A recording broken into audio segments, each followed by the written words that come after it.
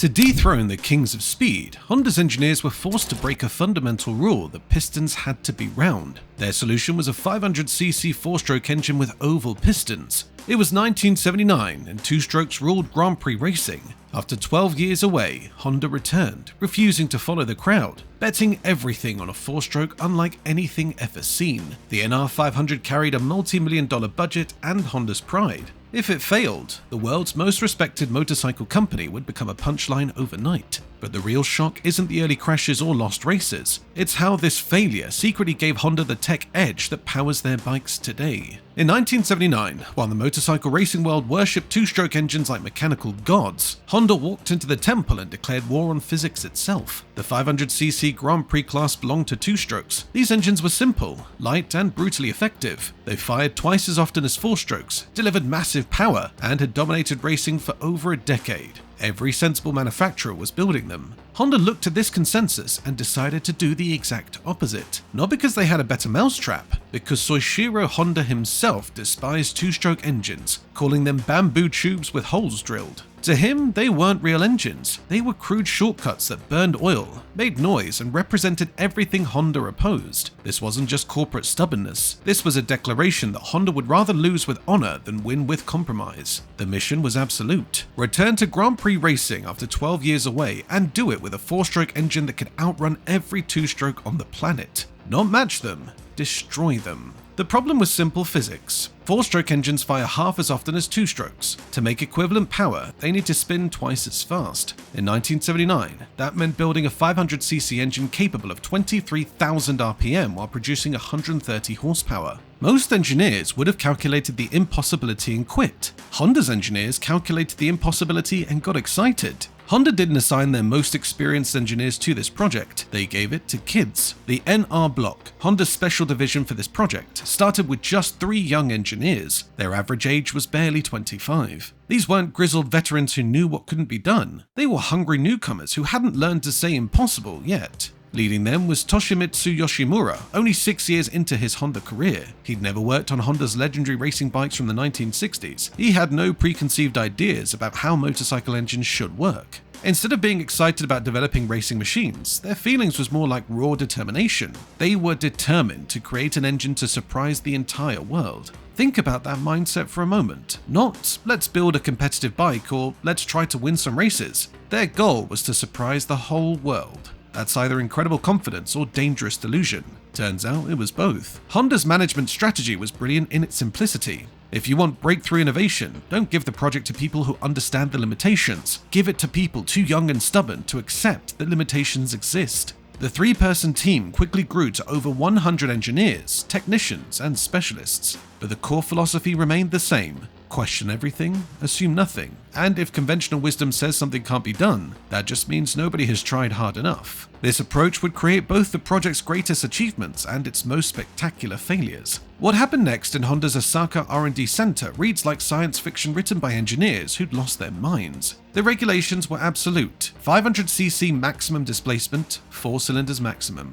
Within those constraints, Honda had to build something faster than machines specifically designed to be fast. The solution came from a question no sane person asks: why do pistons have to be round? Think about that for a second. For the entire history of internal combustion engines, pistons had been circular. Not because engineers couldn't machine other shapes, but because circles make perfect sense. They seal efficiently, distribute stress evenly, and work with conventional connecting rods. Honda's young development team looked at this century of established engineering wisdom and said, what if we made them oval instead?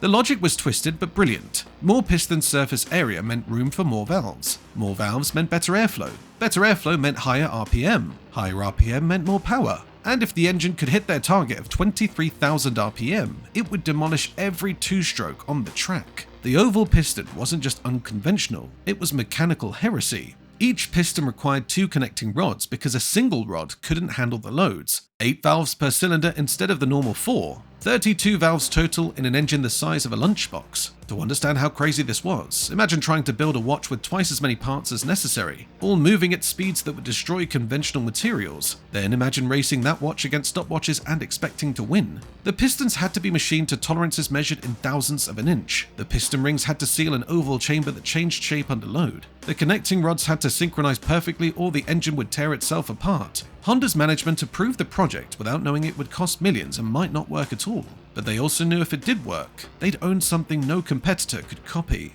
Before building a complete racing engine, Honda started small. They took a Honda XL250 dirt bike and modified it to test their Oval-Piston concept. This wasn't just about proving the design could work, it was about proving it wouldn't immediately explode. The first test engine, nicknamed Coup, looked like something a mad scientist had built in his garage. One oval piston, two connecting rods, and a prayer that the laws of physics might be more flexible than most textbooks suggested. In April 1978, they fired it up for the first time. It didn't explode. That was victory number 1. It actually ran. That was victory number 2. It made 10 horsepower and sounded like nothing anyone had heard before. That was victory number 3. And suddenly, the impossible was just improbable. But the real test came when they tried to make it rev. Remember, the whole point was to spin faster than conventional engines. The Coup needed to prove that oval pistons could handle high RPM without disintegrating. At 10,000 RPM, it started making disturbing noises. At 12,000 RPM, the valves began failing. At 15,000 RPM, the piston rings gave up trying to seal the combustion chamber. Each failure taught the team something new. The oval shape created stress patterns that had never been calculated before. The piston rings experienced forces that no manufacturer had designed for. The connecting rods twisted under loads that conventional engines never generated. But here's the thing about Honda's approach. Every failure was just another problem to solve. They didn't see the broken parts as evidence that oval pistons couldn't work. They saw them as evidence that the current design needed improvement. 6 months later, they had the single-cylinder engine running reliably at 15,000 RPM and producing 20 horsepower. Not enough for racing, but enough to prove the concept wasn't completely insane. That's when they decided to build the real thing. The technical challenge of making oval pistons work was like trying to teach geometry to dance with physics. Every piston ring manufacturer Honda approached said the same thing: impossible. Sealing an oval chamber requires rings that flex in multiple directions simultaneously while maintaining constant pressure against walls that aren't the same distance apart. Imagine trying to make a rubber band that stays perfectly tight around a shape that's constantly changing. Now imagine that rubber band has to withstand temperatures over 1,000 degrees Fahrenheit and pressures that would crush a car. The development team spent months testing different ring designs, split rings that came apart at high RPM, walking stick-shaped rings that sealed poorly, two-piece rings that looked promising until they started breaking. Eventually, they returned to conventional rings, but machined to tolerances so precise that manufacturing each one required equipment most companies didn't own. The rings had to be flexible enough to conform to the oval shape, strong enough to withstand the forces, and precise enough to maintain seal under conditions no piston ring had ever faced. The connecting rods presented an even greater challenge. Unlike conventional engines where each piston has one rod, the oval pistons needed 2 rods each to distribute the massive loads across their wider surface area. 8 connecting rods in a 500cc engine, more hardware than most car engines. At high RPM, these rods would twist under the enormous forces, pulling the piston pins out of alignment and causing what engineers politely call rapid, unscheduled disassembly, what everyone else calls explosions. The solution required redesigning not just the rods, but the entire bottom end of the engine, stronger materials, tighter tolerances, and manufacturing precision that pushed Honda's capability to the limit. Meanwhile, the valve train was its own nightmare. 32 valves meant 32 separate mechanisms that had to open and close in perfect sequence thousands of times per minute. The cam drive system broke repeatedly under loads no engineer had calculated before. Picture a symphony orchestra where 32 musicians have to play in perfect timing, while the conductor waves his baton at superhuman speed. Now imagine that if even one musician misses a note, the entire orchestra explodes. The answer was a rubber damper system that allowed the cam gears to absorb and dissipate the violent forces. It worked, but added complexity to an engine that was already the most complicated motorcycle engine ever attempted. By late 1978, Honda had a working prototype. It produced 110 horsepower and sounded like nothing else on Earth, but nobody knew if it would actually win races. That test would come at Silverstone. The first real test came at Silverstone in August 1978, where Honda brought 2 NR500s to compete in the British Grand Prix. 12 years after withdrawing from racing, they were back with the most advanced motorcycle engine ever built. The press coverage was massive. Fans came expecting to see history. This should have been Honda's triumphant return. Instead, they witnessed a humiliation so complete it made grown engineers cry. The problem started in practice. While two-stroke bikes were posting lap times in the 120s, the NR500s were struggling to break 122. 2 seconds per lap might not sound like much, but in motorcycle racing, it's the difference between winning and watching from the stands. The bikes barely qualified for the race. They lined up near the back of the grid, behind bikes that cost a fraction of what Honda had spent on development. When the actual race began, things got worse. Mick Grant, one of Britain's most experienced racers, crashed at the first corner and retired. His bike caught fire, adding insult to injury. Takazumi Katayama, Honda's Japanese rider, lasted longer but not much. His engine began overheating after just a few laps, forcing him to retire as well. Both Honda riders were out of the race before most spectators had settled into their seats. The French Grand Prix was even worse. Both NR500s failed to qualify entirely. Honda had spent millions developing the most sophisticated motorcycle engine in history, and it couldn't even earn the right to participate in races. The racing world was brutal in its judgment. Motorcycle magazines that had praised Honda's innovation now questioned whether the company had lost its mind. Competitors openly mocked the Oval-Piston concept. Fans began calling the NR500 never ready. But the worst part wasn't the public humiliation, it was the realization that all their calculations had been wrong. The problem wasn't just power. Even though the engine was producing only 100 horsepower instead of the projected 130, the real killer was weight. All that advanced engineering came with a penalty. The complex cylinder head design, the 8 connecting rods, the massive valve train, the precision manufacturing, it all added up to nearly 45 pounds more than equivalent two-stroke engines. To put that in perspective, imagine trying to run a marathon while carrying a bag of cement. That's what the NR500 was asking its riders to do against lighter, more powerful competition. In motorcycle racing, weight affects everything. Acceleration suffers because the engine has to move more mass. Braking distances increase because there's more momentum to stop. Cornering becomes sluggish because the bike resists direction changes. Even tire wear accelerates because the extra weight increases the forces on the rubber. Honda tried everything to reduce weight. They replaced steel parts with titanium, aluminum parts with magnesium, and thick sections with thin ones. Engineers worked through the night with hand grinders, shaving ounces off components that weighed pounds too much. But every gram they saved was matched by competitors doing the same thing to already lighter bikes. It was like trying to catch up in a race where everyone else had a head start and was running just as fast. The weight problem revealed a harsh truth about the Oval-Piston concept. The performance gains didn't justify the complexity penalty. The engine made more power per cubic centimeter than any other four-stroke in history, but it weighed so much that the total package was slower than simpler alternatives. Still, Honda's engineers refused to quit. They'd invested too much pride, too much time, and too much corporate reputation to walk away. The Oval-Piston experiment would continue for 4 more years, through multiple engine iterations and countless redesigns, but they were racing against time as well as competitors, and time was winning.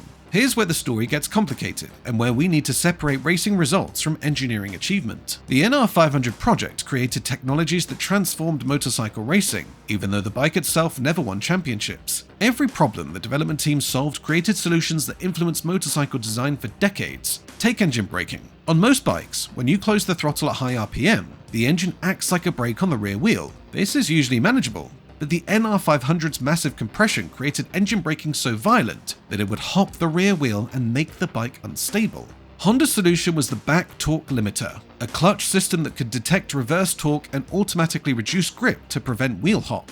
Today, we call it a slipper clutch, and it's standard equipment on virtually every high-performance motorcycle. The precision manufacturing techniques Honda developed for oval pistons became the foundation for all their subsequent engine production. The tolerances they achieved, the materials they used, and the quality control systems they created set new standards for the entire industry. The V4 engine configuration they perfected for the NR500 became the basis for some of Honda's most successful street bikes, the VF750F Interceptor, the VF-R series, and eventually the legendary RC30 that dominated world superbike racing. Most importantly, the project established Honda's reputation as the company that would attempt anything, no matter how difficult or expensive. That reputation became a competitive advantage worth more than any single race victory. But the real test of all these innovations wouldn't come on racetracks. It would come in the marketplace, where Honda would apply oval piston technology to something even more challenging than racing, building a street bike that customers would actually buy.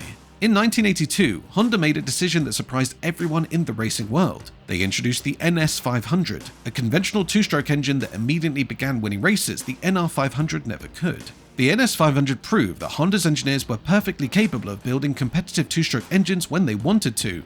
It also raised the obvious question: if you can build a winning two-stroke engine, why spend millions on an oval-piston four-stroke that keeps losing? The answer reveals something fundamental about Honda's corporate culture. They weren't just trying to win races, they were trying to prove that their approach to engineering was superior to everyone else's. So Shiro Honda's hatred of two-strokes wasn't just personal preference, it represented a philosophical divide about what motorcycles should be. Two-stroke engines were simple, crude, and effective. Four-stroke engines were complex, refined, and efficient. The NR500 project was Honda's attempt to prove that complexity and refinement could triumph over simplicity and brutality. By 1983, the final NR500 variant achieved its original targets, 130 horsepower at 19,500 RPM. The engine worked exactly as designed. It was a complete success by every technical measure Honda had established. But by then, racing had moved on. The NS500 was winning championships with conventional technology. The Oval-Piston engine had become a solution looking for a problem that no longer existed. Engineer Yoshimura kept broken parts from the early engines in his desk drawer for years. Those broken parts weren't symbols of failure. They were evidence of the price Honda paid to push engineering beyond conventional limits, and that investment was about to pay dividends in the most unexpected way. In 1992, 13 years after the NR500's racing debut, Honda did something that surprised everyone. They built a street-legal version. The NR750 took the oval-piston technology perfected in racing and adapted it for road use. Only 200 were built, each costing $50,000. To put that price in perspective, you could buy a new Porsche 911 for less money. The NR750 cost more than most people's houses. It was the most expensive motorcycle ever offered for sale to the public. Why would Honda spend millions developing a production bike they knew would lose money on every sale? Because they could. Because the technology existed and deserved to be preserved. Because sometimes engineering achievements matters more than profit margins. The NR750 was Honda's statement that the oval-piston experiment hadn't been a failure. It had been research and development that happened to include racing. Every component had been perfected through years of competition. Every system had been tested under the most demanding conditions imaginable. The result was a motorcycle unlike anything else on the road. The engine produced 125 horsepower. This was not spectacular by modern standards, but delivered with a smoothness and sophistication that no other bike could match. The sound was unforgettable, 8 valves per cylinder creating a mechanical symphony that announced the NR750's presence miles away. More importantly, the NR750 validated Honda's entire approach. It proved that oval-piston technology could work in the real world, not just on racetracks. It demonstrated that all those years of development had created something genuinely valuable, even if that value couldn't be measured in race victories. Today, those 200 NR750s are among the most valuable motorcycles in the world. Not because they were the fastest bikes of their era, but because they represent the only time in history that oval-piston technology made it to production.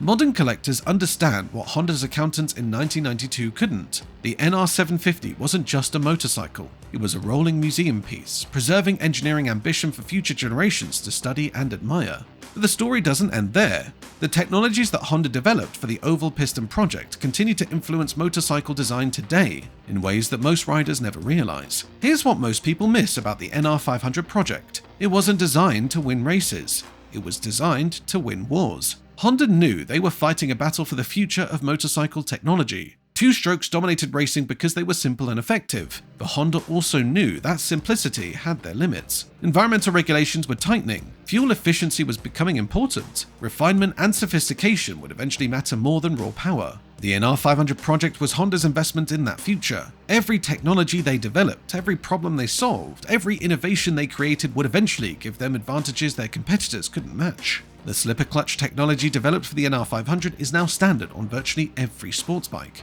The precision manufacturing techniques pioneered for oval pistons enabled Honda to build more reliable engines at lower cost. The V4 engine configuration perfected for the NR500 powered some of Honda's most successful motorcycles. Most importantly, the project established Honda's reputation as the company that could solve any engineering problem, no matter how difficult or expensive. That reputation attracted the best engineers, the most innovative suppliers, and the most demanding customers. When other manufacturers faced challenging technical problems, they often hired Honda to solve them. When governments needed advice on emissions regulations or safety standards, they consulted Honda. When journalists wanted to understand the future of motorcycle technology, they interviewed Honda engineers. The NR500 never won a championship, but it won something more valuable. It established Honda as the thought leader of the motorcycle industry. Their position generated billions in profits and decades of competitive advantage. The project also created something else, a generation of Honda engineers who understood that impossible was just another word for expensive. These engineers went on to develop some of the most successful motorcycles in history, carrying with them the lesson that breakthrough innovation requires a willingness to fail spectacularly. Would you have approved the Oval-Piston project, knowing it would likely fail but might change everything? Let us know in the comments. And if you want more stories about engineering projects that redefined what's possible, hit that subscribe button and ring the notification bell. We've got more impossible motorcycles and the crazy engineers who built them coming your way.